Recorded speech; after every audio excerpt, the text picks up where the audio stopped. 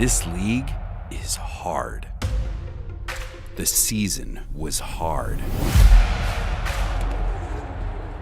We got here the hard way.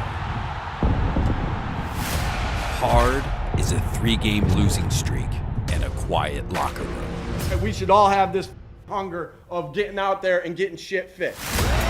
It's ignoring the noise. Just winning and getting to the postseason isn't good enough anymore. And staying committed. Hard is the discipline to go the extra mile. Hard is being the toughest, the longest. It's finding a way. Hard is defending the division title. We talk about doing special shit. Winning the division is doing special shit.